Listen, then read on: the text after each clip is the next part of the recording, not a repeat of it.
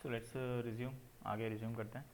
तो जहाँ जैसे कि हमने देखा था कि हमने इस जगह कनेक्शन बना रहे हैं, हम डंप में अगर हम इसकी वैल्यूज़ देखें तो हमें डंप में इस जगह देखो दो तीन पॉइंट हमारे लिए काम के, जैसे एरर वाला पॉइंट काम का, यहाँ पे कनेक्ट एरर देखो, कनेक्ट एरर में आपको क्या मिल रहा है, नल मिल रहा है इस जगह। तो ये भी हमारे काम की चीज़ें हैं। तो लेट्स सी, इसको ट्राई करते हैं, क्योंकि एरर में एक्चुअली हमें ये एम्प्टी स्ट्रिंग मिलेगी, तो हम एक बार कनेक्ट एरर ट्राई करते हैं कि कनेक्ट एरर में हमें क्या है। तो जैसे हमें ये है कि कनेक्ट एरर, अगर मैं इस ऑब्जेक्ट पे जो कनेक्ट एरर है, अगर ये जो है ये एक तरह से ट्रू आ जाता है कि हमें कनेक्शन में जो अभी अभी जैसे अगर हम इधर पे देखें तो कनेक्ट एरर में क्या मिल रहा है, नल मिल रहा है। अगर ये जो है कनेक्ट एरर जो है ट्रू हो जाता है, नल होगा तो ट्रू नहीं होगा। अगर कनेक्ट एरर में ट्रू मिल जाता तो हम क्या बोल सकते हैं इस जगह कि कनेक्शन सक्सेसफुल नहीं हुआ, तो हम इस जगह इको कर सकते हैं कि इको आप कर सकते हो कि कनेक्शन इज़ नॉट सक्सेसफुल, कि हम डेटाबेस से प्रॉपरली कनेक्ट नहीं कर पाएँ, कनेक्शन इज़ नॉट सक्सेसफुल। और इसको इको करने के बाद आप यहाँ पे क्या कर सकते हो, करना चाहो तो यहाँ से रिटर्न कर लो। ठीक है, एक अप्रोच तो ये है कि रिटर्न कर लो, यहीं से इसी पॉइंट से रिटर्न कर लो, तो आप आगे बिल्कुल आगे नेक्स्ट जो भी कोड लिख रहे हो उसमें नहीं जाओगे। ठीक है, और अगर कनेक्शन सक्सेसफुल हो गया है तो भी हम इको कर सकते हैं इस पॉइंट पे कि कनेक्शन इज़ सक्सेसफुल, कि हम डेटाबेस से जो है प्रॉपरली कनेक्ट कर चुके हैं। ठीक है, जैसे कि इसमें देख रहे हैं हम, लेट्स सी दोबारा इसको सबमिट करते हैं। तो आपको इधर पे क्या मिला है स्ट्रिंग में, कनेक्शन इज सक्सेसफुल, कनेक्शन हमारा डेटाबेस से क्या है, सक्सेसफुल हो चुका है। मतलब हमने इस जगह क्या किया, मरिया डीबी डेटाबेस जो हमारा है उससे उससे कनेक्ट कर लिया है। लेकिन डेटाबेस से कनेक्ट किया है हमने, लेकिन अब हमारा जो डेटाबेस मतलब ये जो डेटाबेस सर्वर है उससे कनेक्शन हमने कर लिया, लेकिन अपने डेटाबेस से हम डेटाबेस तक नहीं पहुँच पाए। हम कैटलॉग डेटाबेस है जो भी डेटाबेस हमारा है। तो सबसे पहले हम डेटाबेस कैसे बनाते हैं वो देख लेते हैं, और टेबल कैसे बनाते हैं उसके बाद बाकी ऑपरेशंस करेंगे। तो जैसे आप देख सकते हैं यहाँ पे कनेक्शन सक्सेसफुल है। एक काम करते हैं, ये जो बाकी जो चीज़ें हमने यहाँ पे डंप की हैं इनको ज़रा इसको ज़रा कमेंट आउट कर देते हैं, इसकी अभी कोई ज़रूरत नहीं है। तो जैसे कि आप इसको अगर देखो दोबारा, तो कनेक्शन इज़ सक्सेसफुल, तो एक अब हम प्रॉपरली कनेक्ट कर चुके हैं। तो सबसे पहला काम हमारा यहाँ पे क्या है कि हम डेटाबेस बनाते हैं। सबसे पहली चीज़ें इसके थ्रू हम डेटाबेस बना के देखते हैं, अगर हमारा कनेक्शन सक्सेसफुल है। देखो, अगर हमारा कनेक्शन सक्सेसफुल नहीं होता तो हम इसी जगह से बाहर हो जाते, तो ये एल्स का कोई मतलब ही नहीं है। कनेक्शन हमारा सक्सेसफुल है तभी तो हम यहाँ पे नीचे हैं, अगर नीचे यहाँ पे होती नहीं, अगर हमारा कनेक्शन सक्सेसफुल नहीं होता। तो यहीं पे एक बार इको कर लेते हैं, connection is successful, let's see. और इधर पे इको करने के बाद यहाँ पे जो है, जहाँ पे हम इसको इधर इको कर रहे हैं इसकी कोई ज़रूरत नहीं है। अब हमें पता चलेगा कि डेटा जो है वो तो पूरा आ ही रहा है। जब डेटा पूरा आ रहा है तो इन दोनों लाइंस को जो है कमेंट कर देते हैं, ताकि हमें जो इन्फॉर्मेशन है वो इन्फॉर्मेशन वैसी की वैसी दिखे। तो सबसे पहले हमने कनेक्शन बनाने की कोशिश की, डेटाबेस से कनेक्शन बन गया। अब हम डेटाबेस क्रिएट करने की कोशिश करते हैं पीएचपी के थ्रू ही। तो सबसे पहले तो हमें अपनी जो एसक्यूएल क्वेरी है वो लिखनी है। तो हमारी समझ लो हमने एक वेरिएबल बनाया पीएचपी में, इस नाम से समझ लो एसक्यूएल क्वेरी के नाम से वेरिएबल बनाया। इस एसक्यूएल क्वेरी में हमने जो भी एसक्यूएल क्वेरी है वो एज ए स्ट्रिंग पास कर दी। तो हम जब डेटाबेस बनाते हैं इस कंसोल के अंदर, तो आप कैसे बनाते हो, यहाँ पे अगर आपको डेटाबेस बनाना है तो आप यहाँ पे कैसे करते हो, जैसे आप क्रिएट डेटाबेस इस तरह से बनाते हो, जैसे डेटाबेस का नाम हो गया, नेम नाम से आप बनाना चाह रहे हो, तो ये यही सेम चीज़ आप वहाँ करोगे इस पॉइंट पे डेटाबेस बनाने के लिए। क्रिएट डेटाबेस, आपने डेटाबेस का नाम रख दिया, समझ लो इन्फो नाम रख दिया आपने इस जगह, या इन्फो, ठीक है, इन्फो नाम रख देते हैं, इसके बाद में कोई और इन्फॉर्मेशन रखेंगे। डेटाबेस का नाम रख दिया इस तरह से आपने। ये जो है आपकी क्या है, एक तरह से आपकी एसक्यूएल क्वेरी है। इस क्वेरी को अब ये आपने एसक्यूएल क्वेरी लिख दी है, स्ट्रिंग है। पीएचपी के लिए क्या है, ये सिर्फ एक स्ट्रिंग है, लेकिन इसको आपको चलाना है तो पीएचपी आपको इसके लिए फंक्शंस देती है कि आप इसको अपने जो आपका MariaDB का जो वो है सर्विस है उस पर आप इसको चला सकते हो। तो आप इसको जाके चलाओगे, आप क्या करोगे, आपके पास जो कॉन वेरिएबल है, जो आपका कनेक्शन वेरिएबल है, जैसे आपने बनाया था माई कॉन, ये जो वेरिएबल बनाया था, इस पर आपको ये जो ऑब्जेक्ट है इस पर आपको एक फंक्शन मिल जाएगा। लेट्स सी, इस पर हमें एक फंक्शन मिलेगा जिसे हम बोलते हैं क्वेरी। ये फंक्शन बड़ी काम की चीज़ है। इस क्वेरी फंक्शन में हम जो भी अपनी क्वेरी है उसको स्ट्रिंग के फॉर्म में पास करेंगे, तो ये जाके हमारी क्वेरी को चला के आ जाएगा। तो इस पॉइंट पर अगर आप ये करोगे कि आपको एसक्यूएल क्वेरी चलानी है अपनी, ये अगर एसक्यूएल क्वेरी चल जाएगी तो ये फंक्शन क्या रिटर्न करेगा, ट्रू रिटर्न करेगा। ट्रू रिटर्न करेगा तो हम बोल सकते हैं कि हमारी क्वेरी चल गई है, डेटाबेस सक्सेसफुली बन गया है। और अगर ये फॉल्स रिटर्न करेगा, आप चाहो तो यहाँ पे चेक कर सकते हो कि ये ट्रू रिटर्न कर रहा है कि फॉल्स रिटर्न कर रहा है, ये चीज़ कर सकते हो आप, लेकिन इसकी कोई ज़रूरत नहीं, क्योंकि वो ऑटोमेटिकली वही रिटर्न करेगा, ये रिडंडेंट स्टेटमेंट है। अब इस पॉइंट पे इस जगह हम इको कर सकते हैं, लेट्स सी ये इको हो जाए, इसके बाद एक बी आर लगा देते हैं,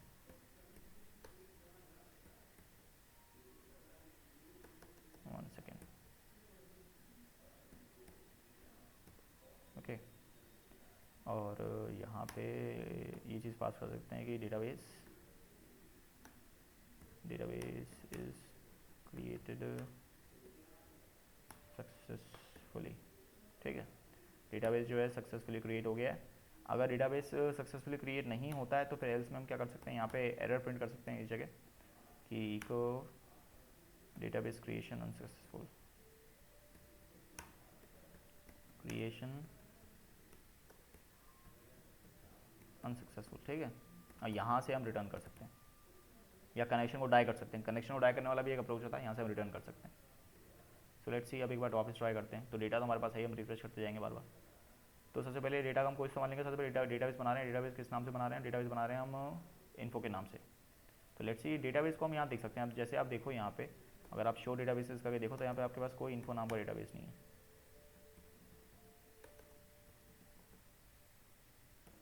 देखो यहाँ पे आपके पास कोई इन्फो नाम का डेटाबेस नहीं है। अगर यहाँ पे इन्फो नाम का डेटाबेस आ गया, इसका मतलब क्या हुआ, हमारी जो कमांड जो आगे चलनी थी वो क्या हो गई, सक्सेसफुल हो गई। Let's continue. अभी यहाँ पे हमें क्या इशू दे रहा है, एसक्यूएल क्वेरी। कहाँ पे? Syntax error unexpected SQL query 23rd line में इशू दे रहा है। देखते हैं क्या इशू है। 23rd लाइन में इशू दे रहा है। SQL query create database info, 1 second. Let's see, इसको थोड़ा छोटा कर देते हैं और थोड़ा कन्वेंशन फॉलो करें, सब कुछ उसमें लिखें, इसको समझ सके तो ज़्यादा बेटर रहेगा हमारे लिए। TABAC, ठीक है, क्रिएट डेटाबेस इन्फो, ताकि जिसको वो ज़्यादा बेटर अप्रोच से समझ सके। अब माई अकाउंट पे हमें क्वेरी फंक्शन मिल रहा है, SQL query database created successfully. अब यहाँ पे हमें एसक्यूएल को रन करना है। कनेक्शन तो मरिया उससे बना ही चुके हैं, मरिया डीबी से, तो वो इशू नहीं है हमारे लिए। लेट्स सी, हमें देखते हैं हमें क्या मिलता है। अगर connect error, connection is not successful, connection तो सक्सेसफुल है। Let's see, save and let's see, let's run it. Expecting comma और किस लाइन पे किसी जगह उसकी गलती हुई है, वो चीज़ हमें देखनी है। हाँ, इस जगह। लेट्स सी, वापस रन करते हैं। अब वापस किसी जगह कुछ रह गया है, छोटी छोटी गलतियाँ। ओके, जैसे आप देख सकते हैं यहाँ पे आपको क्या मिला, connection successful, database is created successfully. क्योंकि एक्चुअली ये सेमीकोलन की आदत नहीं है, तो इसलिए बार बार ये इस तरह के इशू हो जाते हैं। इस चीज़ इसलिए आपको इसमें ध्यान रखना है कि आप सेमीकोलन मिस ना करो किसी लाइन पे, क्योंकि ये जो है लैंग्वेज सी में इंप्लीमेंटेड है, तो इसलिए वो फोर्स करते हैं आपको सेमीकोलन लगाना। Connection successful, database created successful, database यहाँ पे सक्सेसफुली बन गया है, ये मैसेज आया है। इसका मतलब ये डेटाबेस हमें यहाँ मिल जाना चाहिए। अब ज़रा शो डेटाबेस कमांड वापस चलाएंगे हम, तो हमें डेटाबेस दिख जाना चाहिए। अब जैसे कि आप देख सकते हैं यहाँ पे आपको ये देखो, ये रहा इन्फो डेटाबेस, ये रहा। अब इन्फो डेटाबेस की अगर आप टेबल देखोगे तो इन्फो डेटाबेस के अंदर कोई टेबल है ही नहीं अभी, शो टेबल्स। तो आप यहाँ पे जाके देखो, टेबल इन कैटलॉग है, तो टेबल अभी आप कौन सा डेटाबेस यूज़ कर रहे हो वो डेटाबेस डिफरेंट है, तो अभी हमें इन्फो डेटाबेस यूज़ करना पड़ेगा। यूज़ इन्फो डेटाबेस चेंज हो गया। अब डेटाबेस जब चेंज हो गया तो अब यहाँ पे आप इस जगह करोगे शो टेबल्स, तो ये क्वेरी जो है कुछ रिटर्न ही नहीं करेगी, आपको जो है नल सेट रिटर्न करेगी, एम्प्टी सेट रिटर्न करेगी, क्योंकि कुछ है ही नहीं। तो एक चीज़ हमने देख ली, क्या देख लिया कि डेटाबेस कैसे क्रिएट करते हैं। अब ज़रा आगे चलते हैं। अब हमें नेक्स्ट जो चीज़ करनी है वो ये करना है कि डेटाबेस तो हमें पता चल गया, डेटाबेस क्रिएट कर दिया हमने। तो जो डेटाबेस हमने क्रिएट कर दिया उस डेटाबेस का नाम यहाँ पास कर देते हैं। उस डेटाबेस का नाम क्या है, इन्फो। अब डेटाबेस क्रिएट कर दिया, इस डेटाबेस में हम टेबल क्रिएट करेंगे। तो कनेक्शन नाउ सक्सेसफुल, टेबल हम क्रिएट करना देख चुके हैं। तो इतने स्टेटमेंट को ज़रा हम कमेंट आउट कर देते हैं, इसको कॉपी कर लेते हैं, पहले कमेंट आउट कर देते हैं और फिर यहीं पे इसको नीचे पेस्ट कर देते हैं। ओके, अब यहाँ पे हम क्या करेंगे, डेटाबेस को क्रिएट कर चुके हैं, तो हम टेबल क्रिएट करने के देखेंगे कि टेबल कैसे क्रिएट करते हैं। तो अगर हमें टेबल क्रिएट करनी है तो टेबल में पूरी इन्फॉर्मेशन हमें देनी है, क्रिएट टेबल। ओके, और टेबल का नाम हम रखना चाह रहे हैं यूज़र इन्फो, ये हमारी टेबल का नाम हो गया, यूज़र इन्फो। और इस यूज़र इन्फो टेबल में हम क्या क्या इन्फॉर्मेशन रखेंगे वो इन्फॉर्मेशन हमें पास करनी है। तो सबसे पहले हम इस यूज़र इन्फो में क्या क्या रखना चाहते हैं, सबसे पहले हमें 4-5 इन्फॉर्मेशन रखनी है। जो हमारे रजिस्ट्रेशन फॉर्म पे क्या था, नेम था। तो चाहें तो हम इसकी आईडी रख सकते हैं, जो किस चीज़ को हम प्राइमरी की बनाना चाहते हैं, कि कौन सी चीज़ जो है वो यूनिक होनी चाहिए, दो लोगों में वो जो है वो सेम नहीं होनी चाहिए।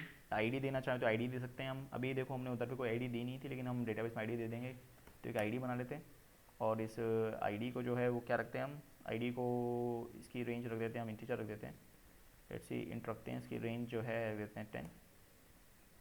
और ये आईडी जो है ये इसकी प्रॉपर्टी क्या होनी चाहिए, ये जो है अनसाइंड होनी चाहिए, माइन नेगेटिव में नहीं जानी चाहिए, तो इसको इसलिए हमें अनसाइड करना पड़ेगा यहाँ पे।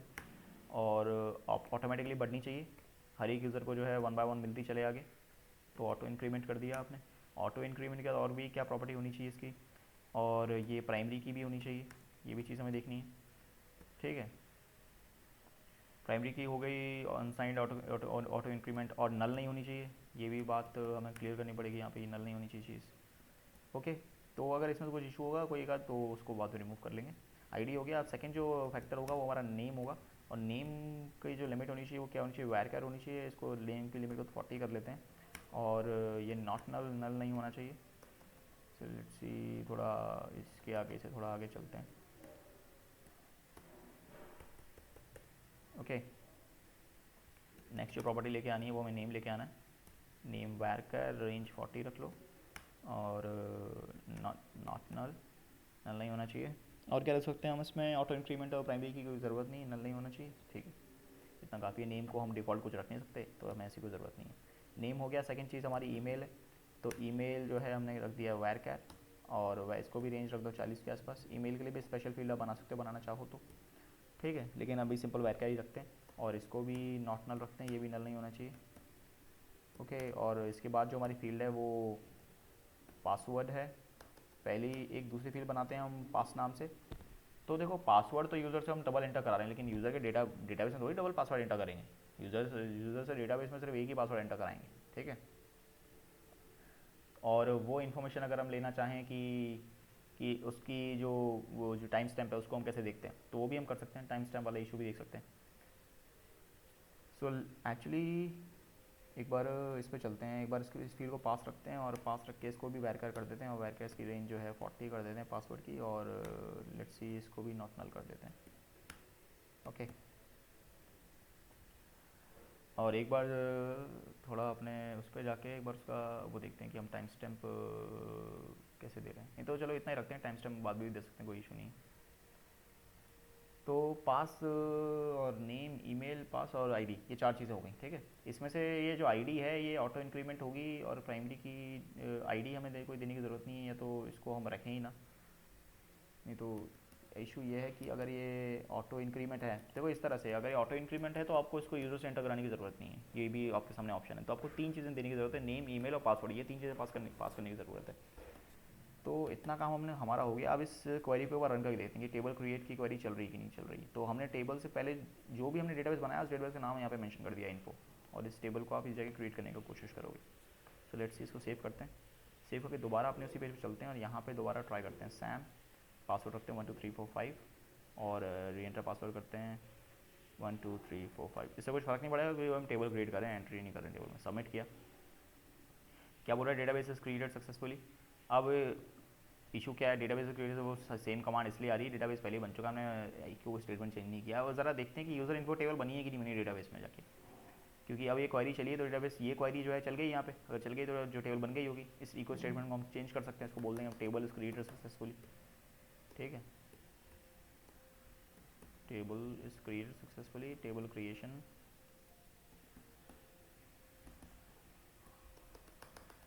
Let's see table creation successful, unsuccessful. Okay, और यहाँ पे अगर हम चलें आगे तो इसमें अगर हम टेबल देखें तो देखो इसके अंदर ये वो टेबल आ गई जो हमने टेबल वहाँ से बनाई। हमने टेबल किस नाम से बनाई थी, यूज़र इन्फो के नाम से, वो यूज़र इन्फो की टेबल आपको यहाँ मिल गई इस पॉइंट पे।